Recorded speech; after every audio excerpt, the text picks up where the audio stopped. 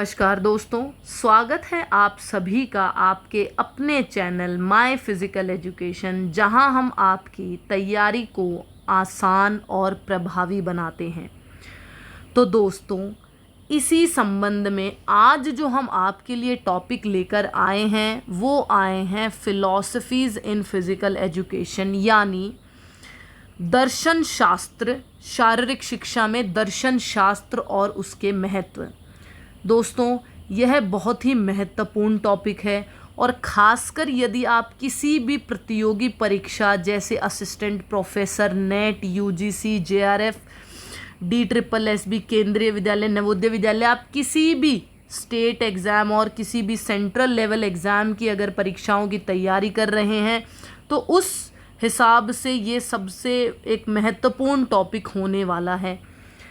तो दोस्तों, इस वीडियो में हम फ़िलॉसफीज़, उसके स्कूल, इन सब के बारे में एक एक करके पढ़ेंगे विस्तार से और समझेंगे कि ये फ़िलॉसफीज़ क्या हैं और कैसे ये काम करती हैं, कौन इनके जनक कहलाते हैं और इत्यादि। तो जो साथी पहली बार हमारे YouTube चैनल पर विज़िट कर रहे हैं, ज़रूर चैनल को शेयर और सब्सक्राइब ज़रूर कर दे, ताकि इस तरीके के टॉपिक्स को आसान सी भाषा में सभी शारीरिक शिक्षा के परिवार के लोगों तक पहुंचाया जा सके। सो दोस्तों, बिना समय व्यर्थ किए हुए चलते हैं हम आज अपने टॉपिक फ़िलॉसफीज़ इन फिज़िकल एजुकेशन पर। तो दोस्तों, सबसे पहले आता है फ़िलॉसफ़ी। ये जो शब्द है ये क्या है फ़िलॉसफ़ी? तो मैं आपको बता दूं कि ये जो फ़िलॉसफ़ी वर्ड है ये दो शब्दों से मिलकर बना है, जिसको हम लोग बोलते हैं फिलिया एंड सोफिया। इनसे तात्पर्य है लव ऑफ विजडम। कई बार ये पेपर में आया है कि फ़िलॉसफ़ी का क्या मतलब है, कि या फ़िलॉसफ़ी इनमें से क्या कहती है। तो फ़िलॉसफ़ी का मतलब है लव ऑफ विजडम। विजडम होता है, विजडम मतलब कि बुद्धि, ठीक है। आप जो भी मतलब कि सिद्धांत, मूल्य, किसी की सोच, इन सब चीज़ों में यही आता है। हिंदी में इसको हम लोग बोलते हैं दर्शन शास्त्र।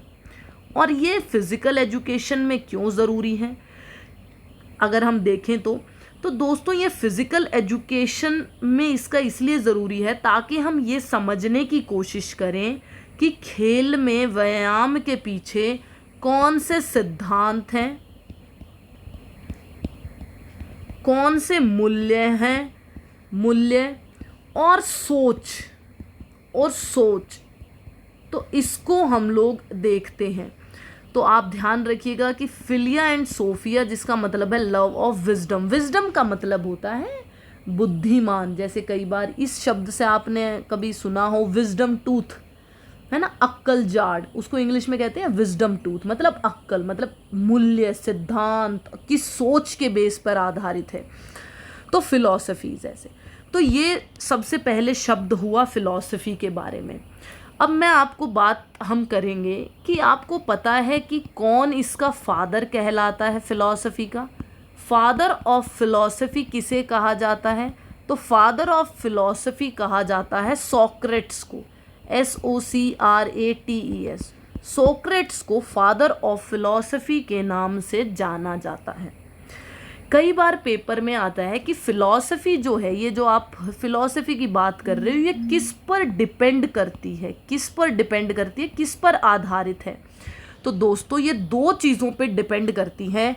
सबसे पहला है आपका एक्सपीरियंस एंड दूसरा आपकी नॉलेज। इसीलिए विजडम, मैंने यहाँ पे विजडम की बात की। तो ये सबसे पहले एक्सपीरियंस और नॉलेज, इन दो तथ्यों पर सबसे ज़्यादा आधारित करती है। मोस्ट इम्पॉर्टेंट है, कई बार आता है पेपर में, किस पर करती है? एक्सपीरियंस पर करती है, ओनली नॉलेज पर करती है, बोथ पे करती है, किस पे करती है? तो फादर जो फिलॉसफी के हैं वो सोक्रेट्स हैं, और फिलॉसफी इन दो कारणों पर सबसे ज़्यादा जो है निर्भर करती है, आधारित है। अब हम बात करेंगे कि जो फिलॉसफी है तो उसके कुछ स्कूल्स हैं, या मैं कहूँ कि फ़िलॉसफ़ी के फिलॉसफी के 4 मूलभूत स्कूल्स हैं, ठीक है। इनको हम दूसरी भाषा में कहें तो मैं कह सकती हूँ कि ये एक तरीके से फिलॉसफी की ब्रांचेस हैं जो अलग अलग चीज़ों के बारे में अलग अलग बात करती हैं। तो ये ब्रांचेस कैसी हैं? तो सबसे पहले जो ब्रांच आती है उसका नाम है एपिस्टेमोलॉजी, EPISTEMOLOGY, एपिस्टेमोलॉजी। तो पहली बात तो आप ये ध्यान रखिएगा कि जब भी किसी वर्ड के पीछे लॉजी आता है तो उसका मतलब होता है स्टडी, राइट। तो एपिस्टेमोलॉजी में हम लोग क्या करते हैं, मतलब क्या, मतलब फिलॉसफी के पीछे का क्या देखेंगे हम लोग। तो आप याद रखना कि इस एपिस्टेमोलॉजी में हम लोग थ्योरी की बात करते हैं, थ्योरी, और वो भी किसकी, थ्योरी ऑफ नॉलेज की बात करते हैं, नॉलेज की बात करते हैं।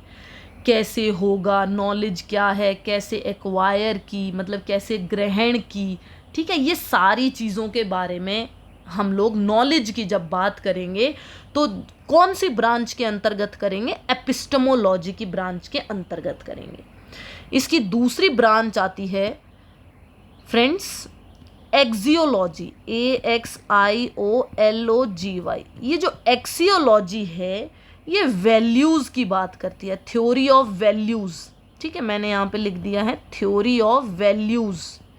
तो वैल्यूज़ की बात करती है, मोरालिटी की बात करती है, मोरल चीज़ों की बात करती है, एथिक्स की बात करती है, इन सारी चीज़ों की। एथिक्स होता है क्या सही है क्या गलत है ना, इन सब की बात करती है। तो जैसे कि अगर मैं कहूँ स्पोर्ट्समैनशिप, मोरल एजुकेशन, ये सारी कौन सी उसके अंदर आएंगी, ब्रांच के अंदर आएगी, तो आप कहोगे जी एक्सियोलॉजी के अंदर आएगी, ठीक है। और स्टूडेंट लर्निंग कैसे होती है, कैसे नॉलेज का ट्रांसफ़र होता है, तो वो एपिस्टेमोलॉजी के अंदर आएगा। अब तीसरे हम लोग फिर से बात करते हैं। तीसरा स्कूल हमारा आता है जिसको हम लोग बोलते हैं मेटाफाइसिस। क्या बोलते हैं, मेटाफाइसिस, PHYSIS, मेटाफाइसिस, ठीक है।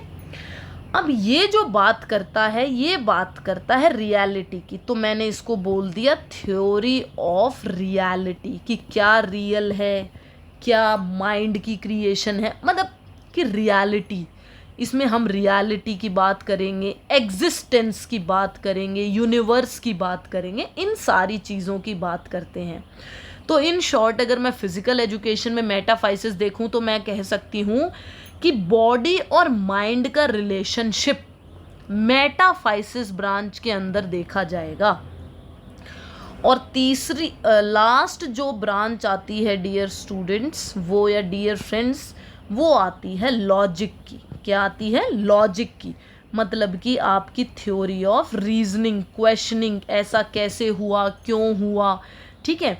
तो वैलिडिटी उसकी, problem solving, decision making ability जो हम लोग बात करते हैं वो इस स्कूल के अंतर्गत आता है। तो फिलॉसफी की कितनी ब्रांच हुई, 4 ब्रांचेस हुई। अगर आपसे कहे कि भाई एथिक्स या स्पोर्ट्समैनशिप किसके अंदर आएंगे, कौन सी ब्रांच के अंदर आएंगे, तो आप बता सकते हो एक्सियोलॉजी के अंदर आएंगे। अगर कोई आपसे पूछता है कि एजुकेशन इम्पोर्टेंस या नॉलेज की बात करेगा तो आप एपिस्टेमोलॉजी के अंदर बात करेंगे। कोई बात करता है रियलिटी, एग्जिस्टेंस की बात करेंगे तो आप बता दोगे कि भाई मेटाफाइसिस इसका काम करेगा। लाइट रीजनिंग, प्रॉब्लम सॉल्विंग, ठीक है, ये सारी जब चीज़ें बात करेंगे तो ये लॉजिक के अंदर हम लोग बात करेंगे, ठीक है। तो ये सारी 4 ब्रांचेस हैं। अब इन 4 ब्रांचेस के अंदर स्कूल आते हैं, ठीक है, स्कूल आते हैं। तो ये 4 ब्रांचेस, आई होप ये आप लोगों को समझ आ गई होगी। और अगर मैं आपको एक चीज़ पूछूं, यहाँ से मैंने अपना पूछा कि मान लो रियलिटी जो फिलॉसफी है वो कौन सी के अंदर आएगी, रियलिटी फिलॉसफी, तो आप बता दोगे कि वो मेटाफाइसिस स्कूल के अंडर आ सकती है, ब्रांच के अंडर आ सकती है।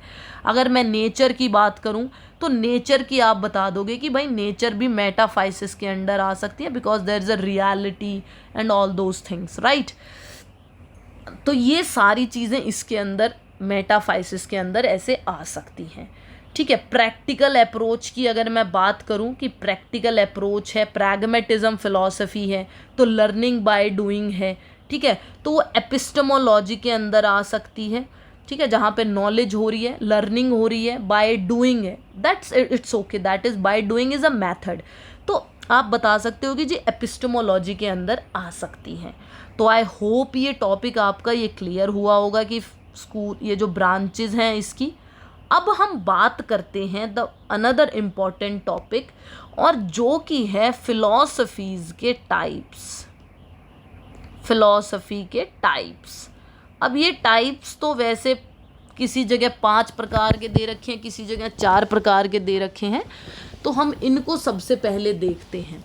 तो आज जो हम अपनी इस वीडियो में बात करेंगे वो केवल 2 फिलॉसफीज़ के जो टाइप हैं उनके बारे में बात करेंगे, और उनमें से सबसे पहली है आइडियलिज्म।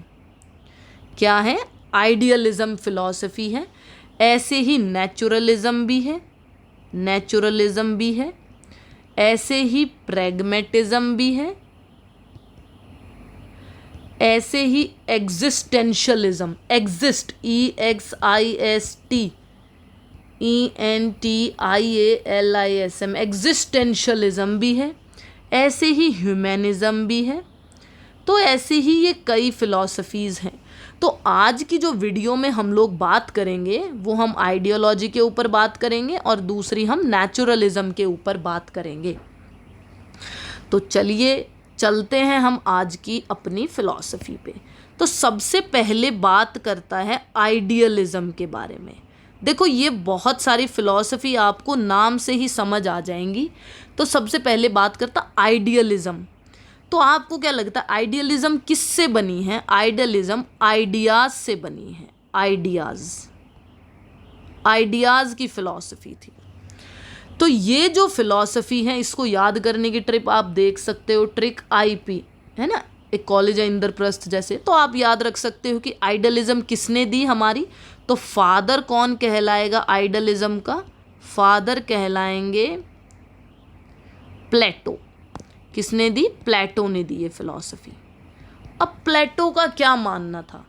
ठीक है, तो प्लेटो 18th सेंचुरी में अपना जो प्लेटो ने बहुत सारी राइटिंग्स लिखी थी। तो प्लेटो ने कहा कि भाई बात ऐसी है कि सबसे प्रायोरिटी जो चीज़ है, जो सबसे मोस्ट इम्पॉर्टेंट है, वो है आइडियाज़। और ये आइडियाज़ किसी के शरीर में तो आते नहीं हैं। कहाँ पर आते हैं? आइडियाज़ किसी के माइंड में आते हैं, ठीक है, सोल में आते हैं, बॉडी में, ठीक है। तो उसने इन 3 चीज़ों पर बहुत ही ज़्यादा फोकस किया। उसने कहा कि आइडियाज़ जो है, आइडियलिज्म जो है, वो इन 3 चीज़ों पे बेस्ड हैं। तो मैं कह सकती हूँ कि जो आइडियलिज्म फिलॉसफी है वो इन 3 चीज़ों पर बेस्ड है, right? Mind, soul and body, ठीक है। अब ये फिलॉसफी कहती है कि भाई इसने इन शॉर्ट अगर मैं 2 लाइनों में इसकी बात कहूँ तो इसने बोला भाई आइडियाज़ ही हैं जो कुछ हैं। आइडियाज़ से ही आप क्रिएशन कर सकते हो। आइडियाज़ से ही आप जो मतलब आपको क्रिएट करना है, जैसे कोई डिज़ाइनिंग कुछ भी करनी है, आइडियाज़ आर एवरीथिंग। तो इसने बोला कि आइडियाज़ आर एंड्योरिंग। एंड्योरिंग मतलब यही सबसे मेन है, यही सबको ड्राइव कर रहे हैं, यही सबको खींच रहे हैं, ठीक है। और ये सबसे इम्पॉर्टेंट है मोर देन फिजिकल ऑब्जेक्ट्स, मतलब नॉर्मल ऑब्जेक्ट से भी ज़्यादा इम्पॉर्टेंट है। फिजिकल ऑब्जेक्ट्स जिनको आप छू वगैरह सकते हो उनसे भी ज़्यादा इम्पॉर्टेंट है आइडियाज़, इसने कहा ये, ठीक है। तो इसने बोला कि, और ये सारा का सारा एम्फेसिस कहाँ हो रहा था? इंडिविजुअल के माइंड पे हो रहा था, ठीक है। अब इसने कहा कि ठीक है, मान लिया आपके आइडियाज़ हैं। इसने बोला आइडियाज़ भी 2 हैं, दोज हु एग्जिस्ट इनसाइड, मतलब इनसाइड इन माइंड, मतलब एग्जिस्ट इन माइंड मैं कहूँ, और those who exist outside it, exist outside it. मतलब कि एक ऐसे आइडियाज़ हैं जो माइंड में एग्जिस्ट कर रहे हैं, और कुछ ऐसे आइडियाज़ हैं जो बिल्कुल ही बाहर एग्जिस्ट कर रहे हैं। अब बाहर एग्जिस्ट कर रहे हैं और इनसाइड कर रहे हैं, मतलब कि बहुत सारी चीज़ें हैं जो आपकी खुद की माइंड की क्रिएशन है, कुछ आउटसाइड है। तो आप ऑब्जेक्ट्स को, मान लो आपने कुछ स्टूडेंट्स देखे एंड आपने स्टूडेंट्स को देख के ओके इतने नंबर ऑफ स्टूडेंट्स है, ओके लेट्स डू कि इनमें हम लोग इस तरीके डेवलपमेंट कर देते हैं, या ये साइंस के बच्चे हैं तो इनको इस तरीके की रिक्वायरमेंट है, तो उनके आइडियाज़ उसी हिसाब से, मतलब कि आउटसाइड से सेंस करके और आइडियाज़ देना। और एक था कि खुद की अपने इनसाइड जो एग्जिस्ट कर रहे थे। तो इन्होंने ये बोला, इस फिलॉसफी का ट्रू एम क्या था? इस फिलॉसफी का ट्रू एम था ट्रुथ, ब्यूटी एंड गुडनेस। ये ट्रुथ, ब्यूटी एंड गुडनेस इसका ये था, ठीक है। और इसकी मेन खास बात ये थी कि भाई ये जो फ़िलॉसफ़ी थी ना, इस फ़िलॉसफ़ी में और भी लोग थे, जैसे मेन तो प्लेटो था ही, लेकिन इसमें और भी लोग थे। कई बार पेपर में क्या होता है, प्लेटो का इनाम नहीं दिया होता और किसी और का दे दिया। तो जैसे इम्मानुएल कैंट, इम्मानुएल कैंट और जॉर्ज विल्हम, VILHELM, विल्हम, ठीक है। इन दोनों ने भी बड़ा ही कंट्रीब्यूशन दिया, बहुत ही कंट्रीब्यूशन दिया। किसको? आइडलिज्म को, आइडलिज्म को बहुत ही कंट्रीब्यूशन दिया। और इसमें जो कैंट बंदा था, ये जो कैंट बंदा था, इसको बाद में जाना जाने लगा। क्या आइडिया दिया इसने? Idea of learning by doing. तो ये जो लर्निंग करना बाय डूइंग का ये जो आइडिया था, ये इस इम्मानुएल कैंट ने ही दिया था, ठीक है। और इसने कहा कि देखो लर्निंग तो सबसे पहली है ना, और वो लर्निंग अगर बाय डूइंग हो जाती है तो वो थोड़ी सी लॉन्ग लास्टिंग हो जाती है। इसने कहा कि इवन जो कंप्लीट एजुकेशन है, जो भी पूरी एजुकेशन है, उसका जो ट्रू एम है, ठीक है, वो ट्रू एम क्या है? तो उसका ट्रू एम इसने कुछ वर्ड्स दिए जिसको हमने बोला aesthetics, athletics, mathematics and ethics. इसने बोला एजुकेशन का जो ट्रू एम लाए करता है ना, वो इन 4 वर्ड्स पे लाए करता है, ठीक है। True aim of all education must be this according to Plato, ठीक है। अब एस्थेटिक का मतलब था डेवलप हायर फैकल्टीज,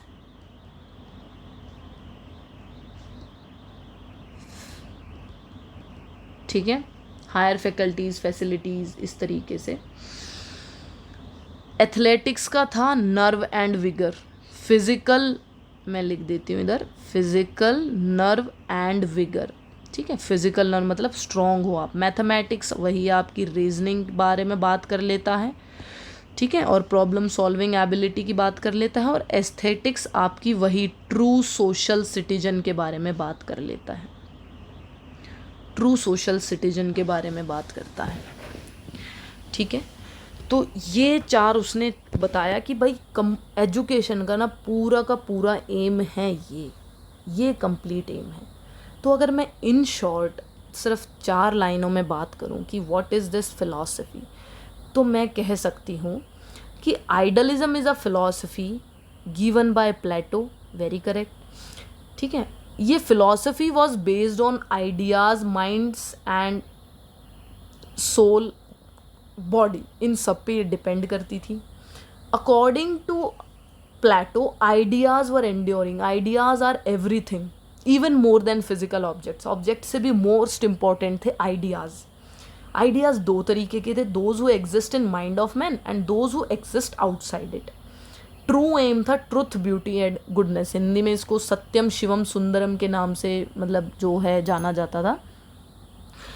और उसने बोला कि और भी 2 लोग जो इन्होंने जिनको प्रमोट किया, मतलब आइडलिज्म फिलॉसफी को प्रमोट किया, he was the Immanuel Kant and George Wilhelm, जिन्होंने, और इनमें से इम्मानुएल कैंट को idea of learning by doing, मतलब he was known as the given the idea of learning by doing, ये बंदा था जिसने मतलब कि आइडिया दिया था ये, ठीक है। और उनके हिसाब से कंप्लीट एजुकेशन के ये 4 मोस्ट इम्पॉर्टेंट एम थे: athletics, ethics, mathematics and aesthetics, ठीक है। तो ये 4 मोस्ट इम्पॉर्टेंट इनके एम थे। अब बात करता है कि अगर मैं इसकी खास बात करूं from physical education point of view, तो मैं क्या बात कर सकती हूँ कि इसने क्या किया। तो मैं इसकी बात करती हूँ फीचर्स क्या क्या थे, इसकी खास बातें क्या क्या थी। पहली बात तो इन्हें एम्फेसिस किया body mind and spirit, body mind and spirit पे फोकस किया, ठीक है। बच्चों की एथिकल फिजिकल एजुकेशन में एथिकल एंड मोरल डेवलपमेंट पे फोकस किया, मोरल डेवलपमेंट पे फोकस किया इसी ने ही, ठीक है, प्लेटो ने ही। इन्होंने टीचर सेंटर्ड अप्रोच रखी, टीचर सेंटर्ड अप्रोच, क्यों, टीचर के पास ये आइडियाज़ जो बहुत सारी टीचर सेंटर्ड अप्रोच रखी इन्होंने, राइट। तो अगर कोई आपसे पूछ ले कि ये फिलॉसफी कैसी अप्रोच की थी, टीचर सेंटर्ड थी, स्टूडेंट सेंटर्ड थी, तो this philosophy was more about the teacher centred. Moral values की वैल्यू बेस्ड एजुकेशन दी इन्होंने, वैल्यू बेस्ड एजुकेशन दी। वैल्यू बेस्ड एजुकेशन कैसे दी इन्होंने बताया ना, एस्थेटिक, एथलेटिक्स, मैथमेटिक्स, सत्यम शिवम सुंदरम, ट्रुथ, ब्यूटी, गुडनेस, इन सारी चीज़ों के बारे में इन्होंने बात की। और जब बॉडी भी बात आ रही है, माइंड भी, बॉडी आ रहा है, माइंड आ रहा है, स्पिरिट आ रहा है, तो मैं कह सकती हूँ एक हारमोनियस डेवलपमेंट की इन्होंने बात की। हारमोनियस का मतलब है, हारमोनियस मतलब ऑल राउंड डेवलपमेंट की इन्होंने बात की। तो ये इसके फीचर्स हैं कि भाई इस फिलॉसफी के ये फीचर्स थे। और इसने सबसे important, very very very important क्या थी कि ये जो फिलॉसफी थी, जो आइडलिज्म फिलॉसफी थी, ये हेल्प करती थी इन डेरिवेशन। डेरिवेशन मतलब कि जो फिलॉसफी जो और हैं, डेरिवेशन इन द थ्योरीज, मतलब कि और जो थ्योरीज हैं उनको एक्सप्लेन करने में, उनकी एक्सप्लेनेशन देने में, उनको फाउंड करने में, उनको एस्टेब्लिश करने में यही philosophy most important role play करती थी, यही फिलॉसफी थी। तो और थ्योरीज की डेवलपमेंट जो अगर होती तो वो इसी थ्योरी की, इसी आइडियाज़ की वजह से होती। देखो किसी के पास कोई आइडिया आया, उसने उसको थ्योरी बना दिया। तो इसलिए आइडलिज्म फिलॉसफी थ्योरी मेकिंग पे बड़ी ही ज़्यादा फेमस थी। तो ये हमारी हुई कंप्लीट आइडियलिज्म के बारे में बात, ठीक है।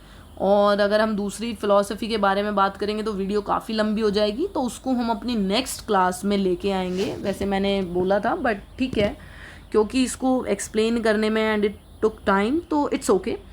So this was the complete idealism theory. और यहाँ से आप किसी भी प्रकार का क्वेश्चन अटेम्प्ट कर सकते हो। आपको इस थ्योरी के बारे में सारी चीज़ें बता दी गई हैं, क्या इसके फीचर्स हैं, किस पे ये फोकस करती है, किन किन पे ये बेस्ड थी, किस चीज़ को इन्होंने इम्पोर्टेंस दी, इनकी एजुकेशन का क्या एम था, ईच एंड एवरीथिंग आपको बता दिया है। बस अब आपको अटेम्प्ट करना है और कोई भी क्वेश्चन गलत नहीं करना है। सो दोस्तों, आज की वीडियो यहीं तक। अगर कोई भी आपकी क्वेरी है regarding books, classes, in each and everything, you can contact us on 9868464678। और अगर वीडियो अच्छी लगे तो अपने दोस्तों से शेयर ज़रूर करना। मिलेंगे हम अपनी नेक्स्ट वीडियो में नेचुरलिज्म फ़िलॉसफी के साथ। तब तक स्वस्थ रहिए और तैयारी में जुटे रहिए। शुभ दिन।